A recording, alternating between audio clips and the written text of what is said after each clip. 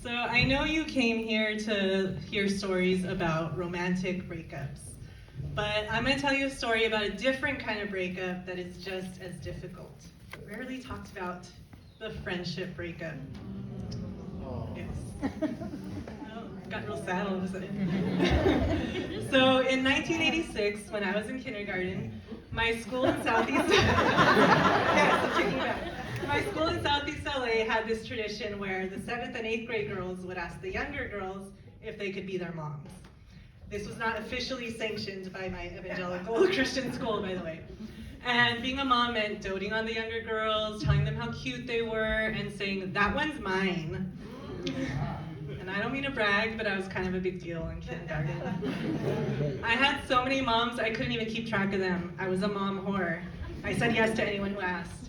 I'd be walking by them, they'd be like, "There she is, hi Jessica, hi." And I'd be like, "Sup, no autographs, I don't know how to write my name yet." But in first grade, a new girl joined our class with long straight hair that curled at the ends. And on the first day of school, the 7th and 8th grade girls swarmed her in the bathroom and were like, "She's so cute, is she new? Can I be your mom? Can I be your mom?" And they totally were ignoring me. So this caused a bit of an identity crisis for me because I was the girl with all the moms.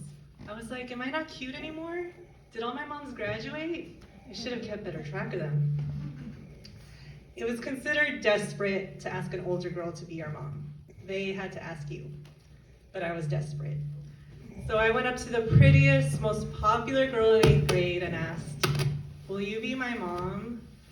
And she said, "Let me think about it," and never got back to me.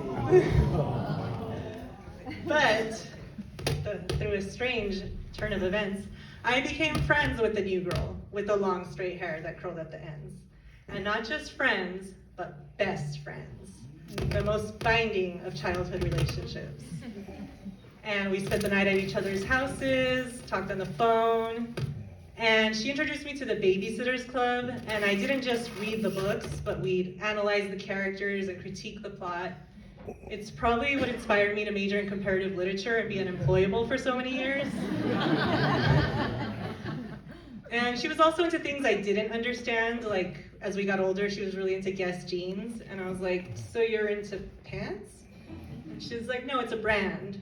"So they're not pants?" "No, they are." So it's confused.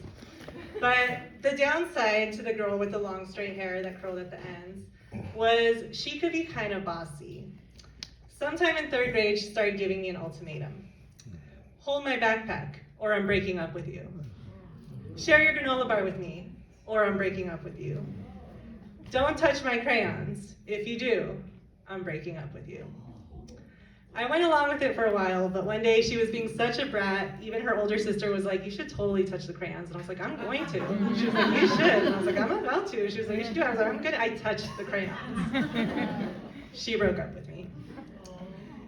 This was my very first breakup ever, and I have to say the threat of the breakup was actually worse than the actual breakup.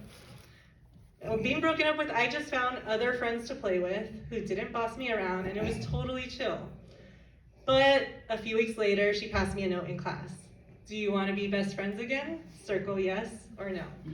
And I was just so flattered that she missed me and she did this grand gesture, so I circled yes. And we became best friends again, only for her to give me another ultimatum that I didn't follow, and she broke up with me again. So we repeated this pattern of her breaking up with me and asking me back, and breaking up with me and asking me back until 6th grade, when a few things changed. For one, it was now 1993, and in my neighborhood of Southeast LA, this meant the chola look was in. Dark lip liner, baggy pants, big bangs you'd spray with Aquanet hairspray. And as there weren't many Mexican Americans in power or on television, this was kind of our royalty, with their calligraphy on walls and their court of lowriders. So I started to get into that style. The other change was that a new girl came to our class from public school. Now, if you've gone to private school your whole life, when someone comes from public school, it's a big deal. They're kind of treated like an astronaut who just returned from space. What's it like out there? Do you really get to do whatever you want? And no uniforms? So we expanded our friend group to include the new girl from public school and other girls who were interested in the chola look. Suddenly, I wasn't so impressed with my best friend with the long straight hair that curled at the ends, which, by the way, she only curled on the first day of school and like picture day. So our new friend group was also getting annoyed with her bossiness and threats of breakups, and she was like insulting our new interest in R&B. She was still into New Kids on the Block. So we did what any group of 11 and 12-year-olds does. We planned a coup. Led by the new girl from public school. The Malcolm X movie had just come out, and as a way to justify the revolt we were planning, I quoted lines like, "And we didn't land on Plymouth Rock landed on us," which I don't think directly relates to the injustices I was experiencing, but I felt the passion. So the next day at school, we surrounded my best friend and said things like, "You think you're all that, but you're really not. Stop bossing us around. We don't like you anymore." And I ended it all with the clincher, "We're breaking up with you." And she ran to the bathroom crying. Well, did you think I was gonna get rejected and dumped my whole life? I lived in a world where best friends could break up with you any minute, where you could have 20 moms one year and be ignored the next. I adapted. I evolved. I was also going through puberty and a total bitch. The thing about breaking up with someone who you still have to see 6 hours a day, 5 days a week, in the same room, you're gonna run into each other eventually. So, eventually, a few weeks later, I was like, "How's it going? Heard you started your period. Congratulations." And we would have let her back into the group after that because we were 11 and 12. This was not our first group breakup.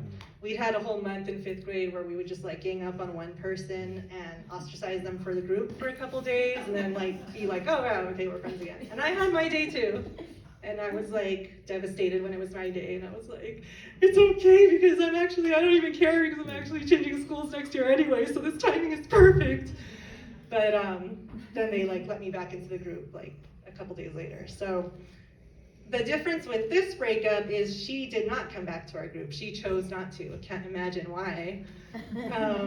She had found other friends who were more into the things she was into, like New Kids on the Block and 90210.